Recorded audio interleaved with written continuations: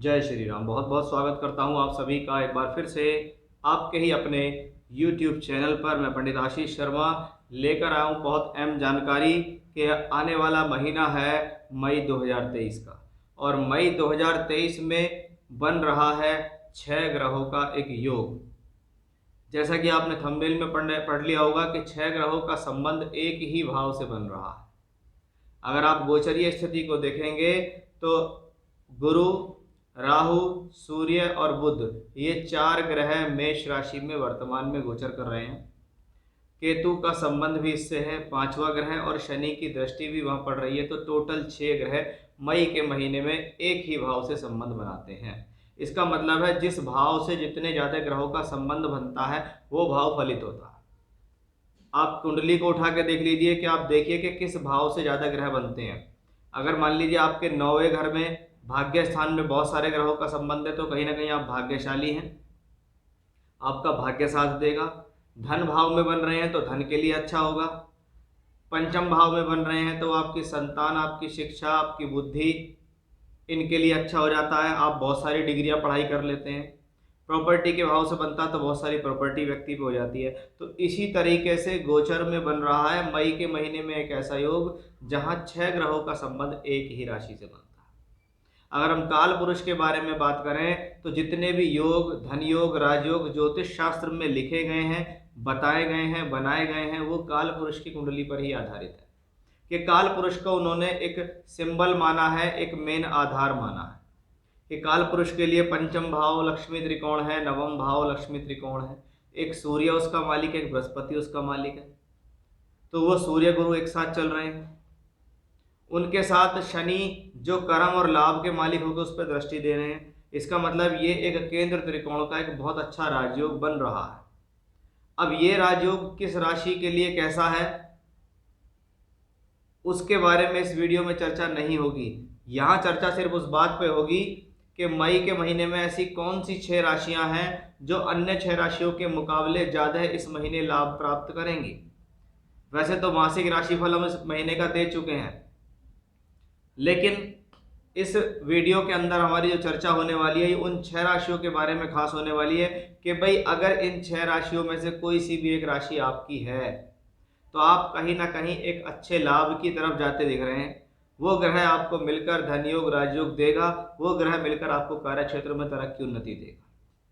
तो आइए वीडियो की शुरुआत करते हैं कि 6 ग्रहों का संबंध आपकी राशि से कहाँ किस तरीके से बनेगा और क्यों देगा वो आपको राजयोग या धन रोग। उन 6 में से सबसे पहली जो राशि हमारे सामने आती है, जिसका कोई संदेह नहीं है कि वो राशि है आपकी मेष राशि। कि मेष राशि के जातकों, आपके लिए इस प्रकार का ग्रह संयोग बन रहा है जहां पंचम और नवम का मालिक सूर्य और गुरु का लक्ष्मी त्रिकोण राजयोग बनता है, आपकी राशि में बनता है। कर्म और लाभ भाव का स्वामी शनि उसको दृष्टि देता है। इसका मतलब सीधा सीधा है कि आपकी राशि में 6 ग्रहों का संबंध आपकी राशि में बन रहा है कि इस दौरान आपने जो कार्य किया उसमें लाभ, जो शिक्षा की उसमें लाभ।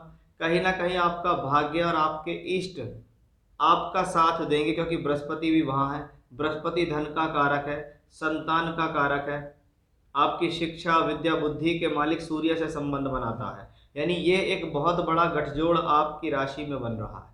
अब कर्म और लाभ का मालिक यानी काम धंधा कराने वाला, नौकरी व्यापार कराने वाला ग्रह कौन है? शनि। लाभ देने वाला ग्रह कौन है? शनि। वो भी आपकी राशि पर तीसरी दृष्टि देते हैं। इसका मतलब है कि इस महीने एक ग्रहों का जो संयोग आपकी राशि में बनता है ये आपको कुछ बहुत बड़ा देना चाहता है। अगर आप इसको थोड़ा अशुभ प्रभाव से देखें कि राहु भी वहीं बैठा है जी, बुध भी वहीं है और शनि की तीसरी दृष्टि पड़ रही है, तो क्या है, थोड़े से स्ट्रगल को बढ़ा सकता है। लेकिन हम इसको ये नहीं कह सकते कि इनकी वजह से आपको रिजल्ट नहीं मिलेंगे। कि अगर 15 मई को सूर्य का राशि परिवर्तन होगा तो सूर्य अपनी राशि से दशम यानी धन भाव में पहुंच जाएगा। ये स्थिति भी कहीं ना कहीं आपकी एजुकेशन और बुद्धि, संतान, शिक्षा और पैसे के लिहाज से अच्छी है। यानी महीने की शुरुआत में बना हुआ राजयोग, धन योग और महीने के अंत तक जाते हुए ग्रहों की स्थितियां इस पूरे मई के महीने में मेष राशि के लिए कुछ बेहतर स्थिति को देती हैं। और इससे बढ़िया एग्जाम्पल आपको समझने को मिल भी नहीं सकता कि ये खुद काल पुरुष की राशि कहलाती है पहली। तो आपके लिए सबसे पहली राशि थी मेष, जो इस महीने काफी लाभान्वित होगी। हमारी दूसरी राशि होगी मिथुन राशि। कि मिथुन राशि से लाभ भाव में 4 ग्रह बैठे हैं, केतु का संबंध है और शनि देखता है। मैंने कहा था कि लाभ भाव से जितना ग्रहों का संबंध होगा उतना आपका लाभ बढ़ेगा। पहली बात, शास्त्र कहता है जितने ज्यादा ग्रह लाभ भाव में पहुंचते हैं तो वो वृद्धि का भाव है, उनके कारकत्व में वृद्धि हो रही है। सूर्य है तो मान सम्मान की वृद्धि है, आपके शौर्य साहस में वृद्धि है। शनि का संबंध है तो कहीं ना कहीं आपके भाग्य में वृद्धि है। बृहस्पति का संबंध है तो कार्य क्षेत्र में वृद्धि है, धन के कारक में वृद्धि है, जीवन साथी के सहयोग में वृद्धि है, और सारे प्लेनेट मिलकर 11th हाउस में पहुंचे, तो इसका मतलब गेन का समय है।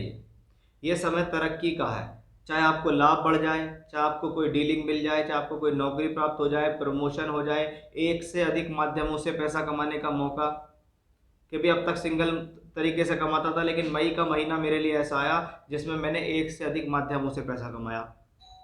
तो उस लिहाज से ये कॉम्बिनेशन अपने लिए बहुत अच्छा है कि भाई ये वो समय है जो कार्य क्षेत्र के लिए, धन के लिए, सम्मान के लिए, नौकरी व्यापार के लिए, लाभ के लिए, भाग्य के लिए, सभी तरह से ये उत्तम स्थिति को आता है कि जितने ज़्यादा ग्रहों का संबंध एकादश से बनेगा उतना ही ज़्यादा व्यक्ति के जीवन में पैसा आएगा। अब ये व्यक्ति के लेवल पे डिपेंड करता है। अगर आप लाखों करोड़ों रुपए का व्यापार करते हैं तो ऐसे प्लैनेट्स आपको लाखों करोड़ों का लाभ भी दे सकते हैं।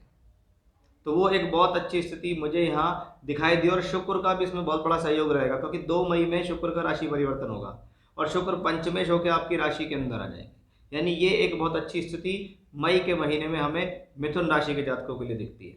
हमारी अगली राशि है कर्क राशि। अब कर्म भाव पर आप फोकस देके देखें कि कर्म भाव में कौन कौन है। अगर बुध है तो वो टूर, ट्रैवलिंग, यात्रा, परिवर्तन, स्थान परिवर्तन, एक्सपोर्ट इंपोर्ट से जुड़कर कार्य कराएगा। सूर्य धन भाव का स्वामी होकर वहां उच्च चुका है। बृहस्पति भाग्य स्थान का मालिक होकर वहां पर बैठा हुआ है। शनि की दृष्टि भी वहां पड़ती है, केतु का संबंध भी वहां है कि दशम भाव में कुछ ना कुछ करने का मौका मिल रहा है। कि इस महीने 6 ग्रहों का संबंध आपके कार्य क्षेत्र से, इसका मतलब तो आप खाली बैठने वाले तो हो नहीं। ये कर्म कारक ग्रह हैं, ये कर्म कराने वाले ग्रह हैं। 6 ग्रहों का संबंध आपके एक भाव के अंदर अगर आके बन जाता है तो कुछ ना कुछ तो कर्म के लिए स्पेशल होने वाला है। या तो इस दौरान आपको कोई बढ़िया काम मिलने वाला है, कोई बढ़िया योजना शुरू होने वाली है, या कभी कभी व्यक्ति जीवन में सफल होने के लिए ट्रैक ढूंढता है कि मुझे रास्ता मिल जाए तो मैं जीवन में आगे चला जाऊं। तो ये रास्ता देने के लिए दशा, ये जो गोचर काल है अच्छा है, क्योंकि 10th हाउस हमारे कर्म है कि मैंने आज से इस महीने कुछ ऐसा प्राप्त कर लिया जिससे मेरा काम के लिए स्थिति आगे चल दी। नौकरी में मुझे एक अच्छा टारगेट मिल गया, उसको मैं पूरा कर लिया। व्यापार में मुझे कुछ अच्छा मिल गया, एक से अधिक माध्यमों से पैसा कमाने का मौका मिल गया। मैंने इस दौरान 1 से 2 व्यापार हो गए, शुरुआत कर ली, डीलिंग्स बढ़ गई, क्लाइंट्स बढ़ गए, कर्म करने का ज़्यादा मौका मिल रहा है, यात्राएं भी हो रही हैं, उनसे भी लाभ मिल रहा है। तो वो एक कर्म का क्षेत्र आपकी कर्क राशि के जातकों के लिए बनता है। हमारी अगली राशि होगी सिंह राशि।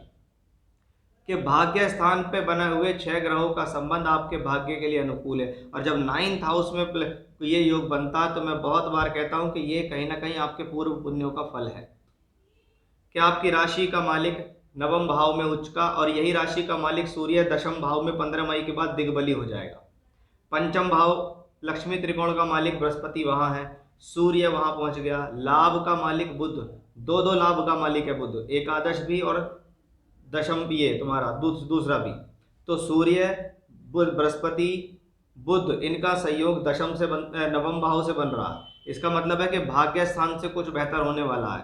कि अब तक स्थितियां कर्म वाली चल रही थी कि मैं कर्म कर रहा था, लेकिन अब आपका भाग्य भी आपका साथ देगा, वो दिखाता है ये ग्रहों का संयोग। यानी कुल मिलाकर ग्रहों की स्थिति 9th हाउस में जब पहुंच जाए तो 9वां घर पंचम से पंचम है, तो विद्या, बुद्धि, शिक्षा, संतान के लिए अच्छा। पंचम से पंचम हायर एजुकेशन के लिए अच्छा, भाग्य के लिए अच्छा, धार्मिक यात्राओं के लिए अच्छा, भगवान की कृपा प्राप्त करने के लिए अच्छा। लाभ से संबंध है तो धन, कर्म से संबंध है तो कार्य क्षेत्र। तो उस लिहाज से ये कॉम्बिनेशन मैं अगर देखूं तो बहुत ही सुंदर स्थिति को सिंह राशि के जातकों को दिखाता है कि मई का महीना आपके लिए कुछ ना कुछ बेहतर स्थिति ला रहा है। हमारी जो अगली राशि होगी वो होगी धनु राशि। धनु राशि से 5th हाउस में 6 ग्रहों का संबंध है। अब 6 ग्रह अगर पंचम से संबंध बनाएंगे, अब पंचम में 4 ग्रह बैठे हैं, केतु बैठा है एकादश में, यानी ये सारे ग्रहों का संबंध पंचम और 11 से बनता है। पंचम बुद्धि से लाभ, ज्ञान से लाभ, निर्णय ठीक लेने से मिलने वाला लाभ, संतान के सहयोग से मिलने वाला लाभ, कि मैंने शिक्षा करी, उस शिक्षा से मुझे लाभ मिला, वो भी इसी से आता है। कि आपके राशि का मालिक बृहस्पति 5th हाउस में है और 7 में है उसके नवम का मालिक, ये लक्ष्मी त्रिकोण का राजयोग है। शनि धन और तीसरे के मालिक होकर भी वहां देख रहे हैं और ये सारे ग्रह मिलकर 11th को देख रहे हैं। यानी इस महीने आपके द्वारा बनाई गई योजना सफल साबित होगी। आप शिक्षा कर रहे हैं, आप एग्जाम देने जा रहे हैं, आपको एग्जाम में सफलता मिल जाएगी। आपके लिए ये समय है कि जिस क्षेत्र में हमने हाथ डाला वो काम हो गया, या जिस चीज़ के लिए हम अपने अब तक मेहनत की थी उस मेहनत का एक सुचारू रूप से अच्छी स्थितियाँ हमें प्राप्त होती दिखाई दे रही हैं। यानी कुल मिलाकर ग्रहों का ये संयोग और ग्रहों की ये स्थिति आपके लिए स्पष्ट रूप से नजर आ रही है कि बार बार ऐसा संयोग नहीं बनेगा। जब जब केंद्र और त्रिकोणों में राजयोग बनते हैं तो वो व्यक्ति के जीवन में उस दौरान कुछ देके जाते हैं, और आपके यहाँ बन रहा है त्रिकोण स्थान में राजयोग, और त्रिकोण स्थान लक्ष्मी त्रिकोण यानी लक्ष्मी के स्थान कहलाते हैं कि यह समय धन प्राप्ति के लिए अच्छे अवसर लाएगा। हमारी अंतिम राशि होगी यहाँ कुंभ राशि, कि कुंभ राशि के जातकों पर भले ही शनि की 7.5 है, लेकिन शनि आप पे पूरी तरीके से मेहरबान है। उस मेहरबानी की वजह है कि इस ग्रह पर कोई पाप प्रभाव नहीं, कोई इसके साथ नहीं, वो अकेला बैठा है, शश योग बनाता है, राशि में बैठकर मूल त्रिकोण में बैठकर कर्म भाव को देख रहा है। इसका मतलब ये कर्म का संबंध एक अच्छी स्थिति को दर्शा रहा है। अब तीसरे घर के अंदर सारे ग्रह हैं। तीसरा घर है किस चीज का? आपकी सेल्फ एफर्ट्स का है, आपकी क्रिएटिविटी का। देखिए ना, मैंने जुगाड़ लगाया, मैंने कुछ ऐसी क्रिएटिविटी की जो मुझे साथ देती चली गई। मैंने अपने काम का प्रचार प्रसार करना शुरू कर दिया, क्योंकि 3rd हाउस कम्युनिकेशंस का है। जितने ज़्यादा लोगों से जुड़े, जितने ज़्यादा लोगों से बात की, जितना कम्युनिकेशन में आए, जितना अपने आपको इंटरनेट सोशल मीडिया पे दिखाया, जितना इलेक्ट्रॉनिक प्रिंट मीडिया पे दिखाया, उतना ज़्यादा आपको लाभ मिलता चला गया। इसका सीधा सीधा मतलब है कि आप ये देखिए, शनि का कर्म से संबंध है, 4 ग्रहों का संबंध बन रहा है तीसरे घर से, तीसरे से मिलकर वो भाग्य है। तीसरा है सेल्फ एफर्ट्स, नवम है भाग्य। मैंने सेल्फ एफर्ट से अपने भाग्य को चमका लिया। योग कारक शुक्र भी इस दौरान आपको पूरा फल देंगे, क्योंकि शुक्र भी 2 मई को परिवर्तन करके पंचम में आएंगे, तो योग कारक शुक्र भी आपके लिए बेहतर। 6 ग्रहों का संबंध तीसरे से है, बृहस्पति लाभ के स्वामी होकर लाभ को देख रहे हैं। यानी ये महीना जरूर कुछ बड़ा देने के लिए तैयार बैठा हुआ है। ये महीना कुंभ राशि के जातकों को जरूर कुछ अच्छा करने के लिए तैयार है। यानी अगर देखा जाए तो ये वो 6 राशियां हैं जो मई के महीने में सबसे ज़्यादा फायदा लेती दिखाई दे रही हैं। क्यों लेती दिखाई दे रही हैं उसको भी मैंने आपको स्पष्ट रूप से समझा दिया है। तो ये था मेरा आज का विषय कि मई का महीना इन 6 राशियों के लिए वाकई में ही कुछ बड़ा साबित हो सकता है, इसमें कोई संदेह नहीं। फिर से इसी प्रकार की जानकारी लेकर आपके सामने हाजिर होऊंगा। तब तक के लिए बने रहिएगा मेरे साथ। जय श्री राम।